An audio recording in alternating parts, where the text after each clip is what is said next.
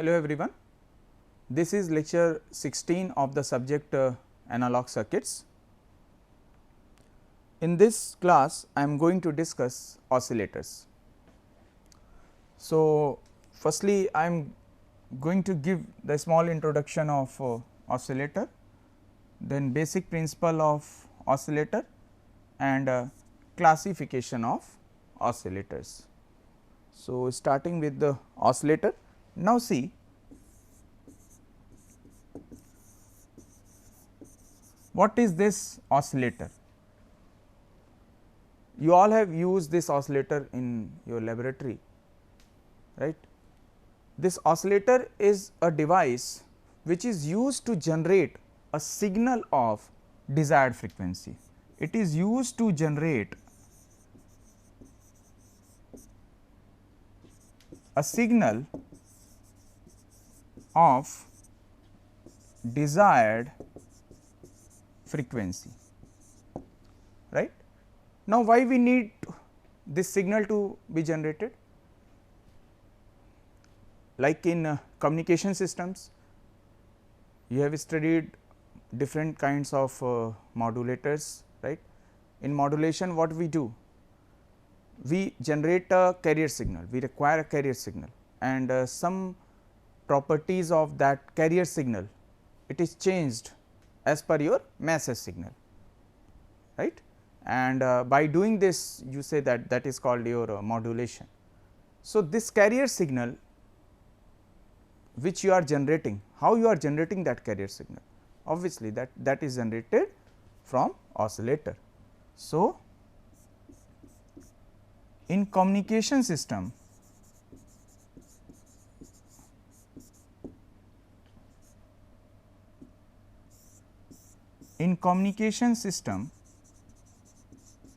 we require this oscillator very much, right. And also in microprocessor and microcontrollers, we need clock signal, right. We need clock signal.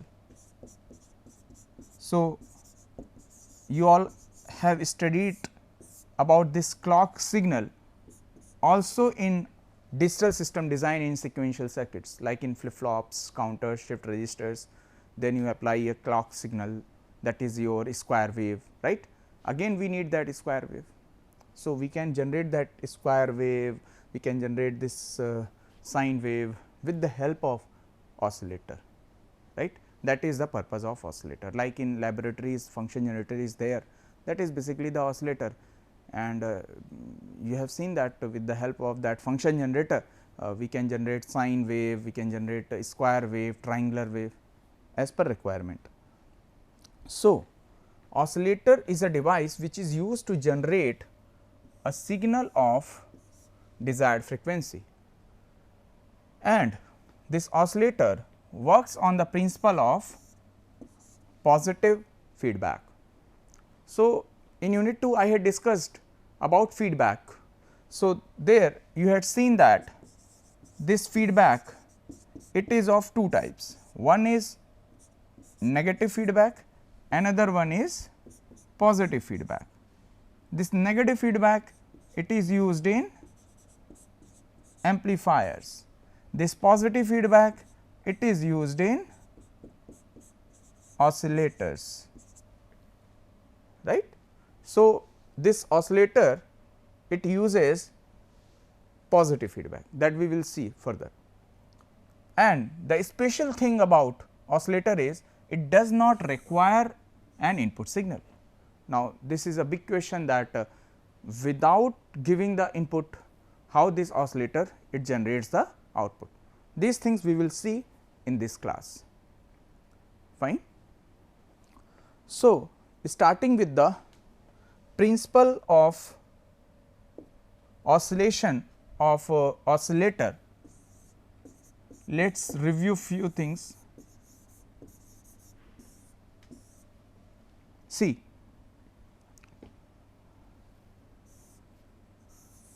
in negative feedback amplifiers, this kind of block diagram you have studied. There is an amplifier and there is a feedback network, and there is some mixer circuit.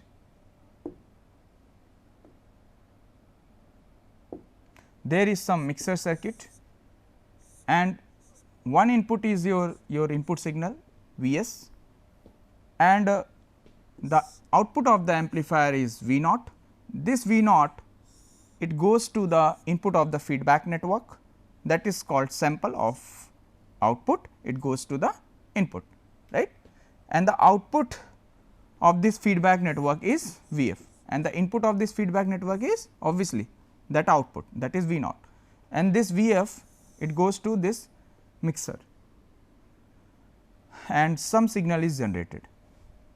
So, this is called negative feedback if Vf is subtracted, it will be called positive feedback if Vf is added. So, this negative feedback part I have already discussed. So, we are not going to discuss this negative feedback, right. Let us consider positive feedback. Now, see, this feedback signal Vf is to be added to the input signal, right. This feedback signal Vf is to be added with the input signal, that is positive feedback. In positive feedback, it will be added. Now, see, two signals, it will be added if both are in same phase, only then the two signals can be added. So, here there is a big conclusion. In positive feedback, the total phase shift around this loop, the total phase shift around this loop, it should be 0 degree. This 0 degree is equivalent to 360 degree. It is very important, the total phase shift around the loop, it should be 0 degree, that is equal to 360 degree, because when it happens, only then the two signals will be added, and when the two signals will be added, only then we will say that yes, it is a positive feedback. Only then the signal will be generated by this oscillator. So, we have to ensure that this 360 degree phase shift. So, how we can ensure that? To ensure that, we have to look the phase shift provided by this amplifier and the phase shift provided by this feedback network. Now, first see this amplifier. This amplifier, it can be inverting, it can be non-inverting. Now, if it is inverting amplifier, then we know that in inverting amplifier the output is 180 degree out of phase with input, that I had discussed in unit 1 in common emitter amplifier and common source amplifier. I was keep repeating there, this common emitter and common source amplifiers are inverting, output is 180 degree out of phase with input. There you had seen that the voltage gain is negative for common emitter and for common source amplifier, right. So, inverting amplifier, it gives us a phase shift of 180 degree, and your non-inverting amplifier, it gives the phase shift of 0 degree, no phase shift, there is no phase shift in non-inverting, right. So, the point is that if we are using non-inverting amplifier, then it means that inverting amplifier, if we are using inverting amplifier, then it means that inverting amplifier is giving 180 degree, then what should be the phase shift provided by the feedback network? In case of inverting amplifier, your feedback network, it should be such that it should provide another 180 degree. It is important. If we are using inverting amplifier, then the feedback network which we are using, we have to ensure that this feedback network should provide 180, because 180 plus 180, right. If it is inverting amplifier, then we will get 180 from this inverting, and from feedback network we should get 180. We have to ensure that only then the total phase shift around the loop will be 360 degree, only then the positive feedback will be formed, right. But in case of non-inverting amplifier, since the non-inverting amplifier is not giving any phase shift, so we have to ensure that the feedback network, it should also not give any phase shift, by which the total phase shift around the loop should be 0 degree or 360 degree. fine. So, how much phase shift should be provided by the feedback network? It depends upon the type of amplifier, and according to the amplifier, inverting or non-inverting, we will design our feedback network by which it gives the required phase shift, by which the total phase shift around the loop should be 360 degree, fine. Now, one term comes into picture, that is multivibrators.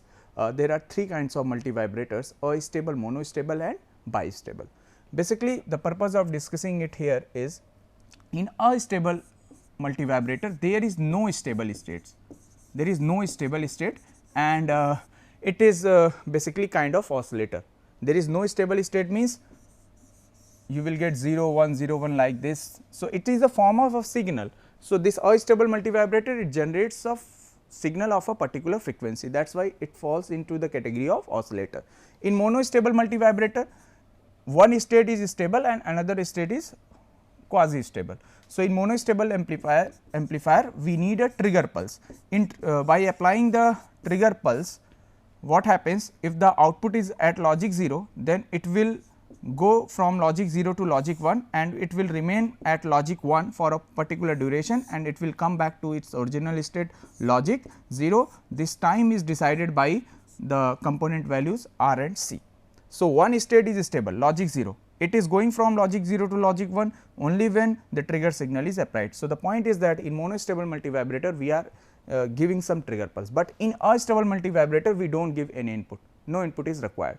That is why it is a oscillator actually, a stable multivibrator. In bistable multivibrator, both the states are stable, like for example, flip flops that you have studied in digital system design, right.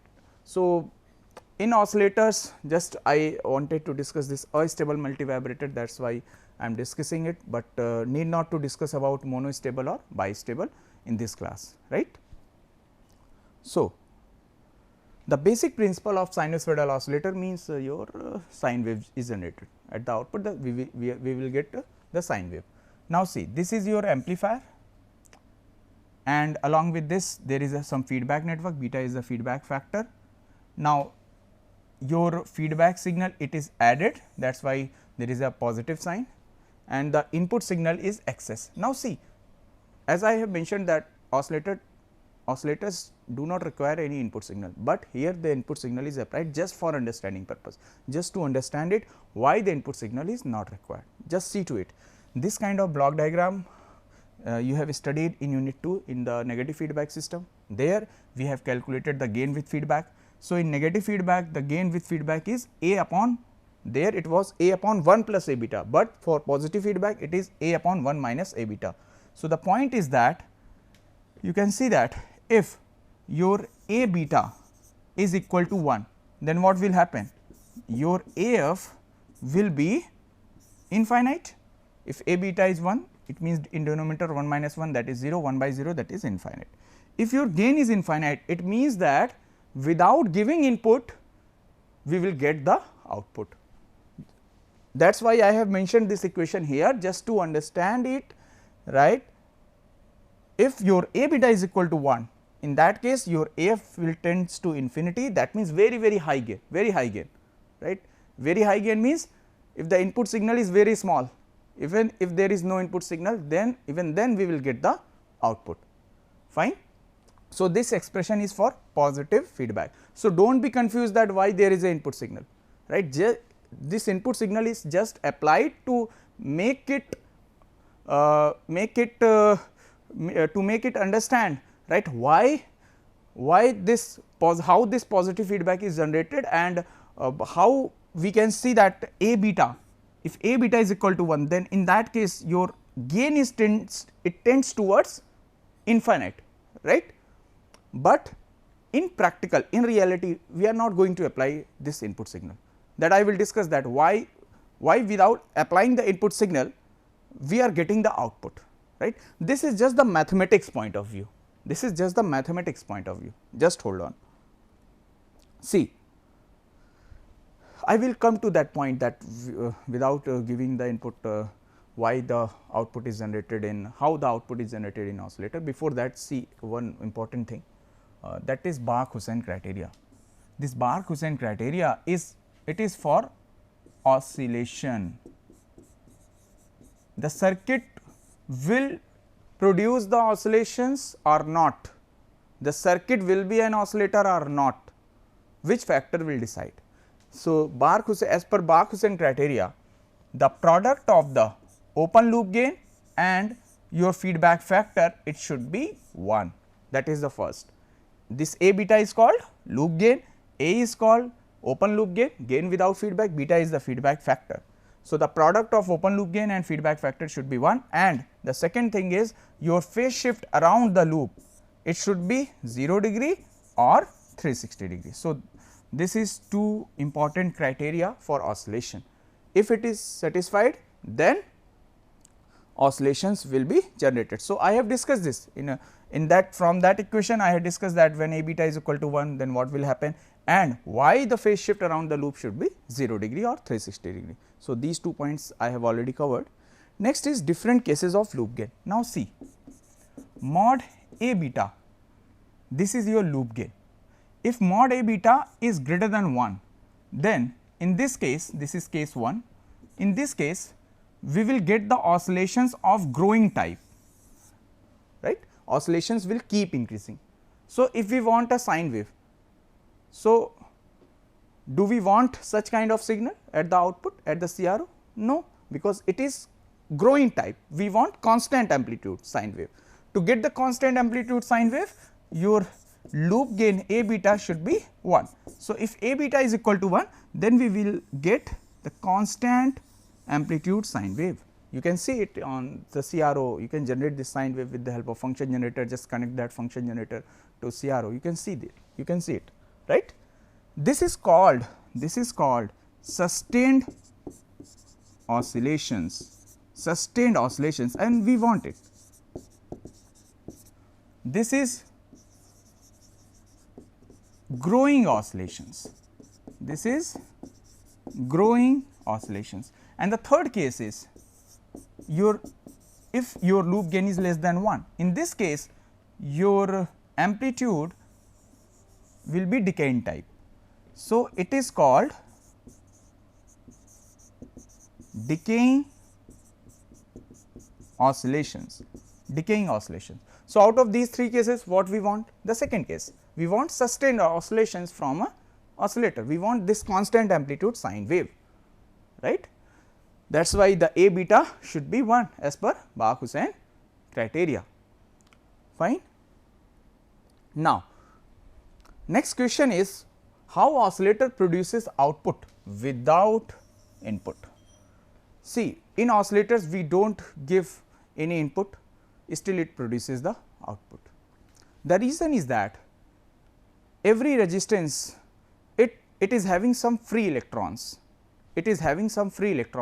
at room temperature, and under the effect of that room temperature these free electrons move, and due to that movement the voltage is generated, some voltage is generated, that is referred as noise voltage.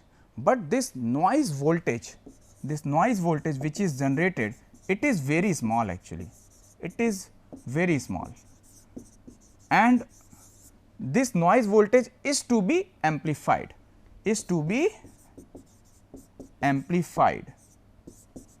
For that we need amplifier, that is why we require amplifier in oscillator. You have seen that block diagram of oscillator, we require some amplifier along with that feedback network, right. So, amplifier is very much required because we are not giving any input and the oscillations are generated because of this small noise voltage. If we do not connect this amplifier, then this noise voltage is very small, we cannot see anything at the output. So, this small noise voltage is to be amplified, for that we need amplifier, right. So, the principle behind this oscillation is how it generates the output without input is your noise voltage, because every circuit has some noise, right, and that is very small, that is to be amplified, right. That is why without giving any input it is generating the output with the help of this small noise voltage, fine. You can see that noise voltage is very small, suppose that if it is amplified, further, and it is a positive feedback. Obviously, in oscillators we require a positive feedback, then again this signal will be added in the at the input side, then again the amplitude will be increasing and increasing, right. So, how it is happening? Amplifier is doing its part and the positive feedback is doing its part to just give you the growing oscillations, right. And one more important thing here, it is initially when we design oscillator. So, initially your mod A beta should be greater than 1 initially, right.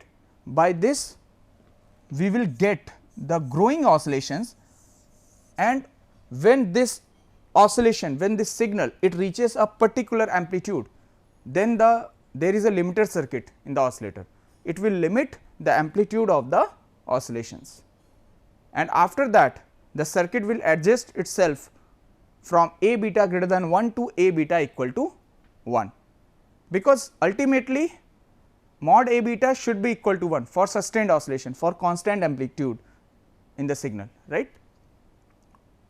So, we will see in further classes when we will study different kinds of oscillators, there initially the mod A beta should be greater than 1, and after that there is a limiter circuit, it will limit the amplitude, and then we will get the constant amplitude signal, because the whole principle it depends upon this noise voltage. So, this is very small. So, we need to initially amplify to a larger scale, right. For that initially the mod A beta should be greater than 1, and after that the mod A beta, the circuit should adjust itself, by which the mod A beta should be equal to 1 for sustained oscillation, and after all we want sustained oscillations, right. Next is classification of oscillators. The first classification is based on output waveform. There are two kinds of oscillators, sinusoidal and non-sinusoidal. Sinusoidal oscillator is also referred as linear oscillator, non-sinusoidal is also referred as non-linear oscillator. So, this sinusoidal oscillator means which generates sine wave, non-sinusoidal means it generates like square wave or triangular wave, right. It is based on the output waveform. The second classification is based on the circuit components. There are three oscillators, RC, LC and crystal. In RC oscillator we use only two components along with amplifier, that is resistor and capacitor. In LC oscillators we use two components, one is your inductor and another one is your capacitor along with amplifier. Amplifier is required in every case, right, in RC and LC, but this crystal oscillator is little bit different. In this crystal oscillator we in general normally use quartz crystal. So, it is very much different crystal oscillator that we will see in further classes. So, this crystal oscillator it generates a fixed frequency, this crystal oscillator it generates a fixed frequency, and RC and LC oscillator we can change the frequency by changing the component values like resistor, capacitor and inductor, fine. And this RC oscillators are mainly two types, one is your Wien bridge oscillator and another one is phase shift oscillator. And LC oscillators are mainly of two types, one is your Hartley oscillator, another one is Colpit oscillators. So, we will study these Wien bridge, phase shift, Hartley and Colpit in further classes, and we will study this crystal oscillator also, fine. So, this classification is based on the type of component which we are using.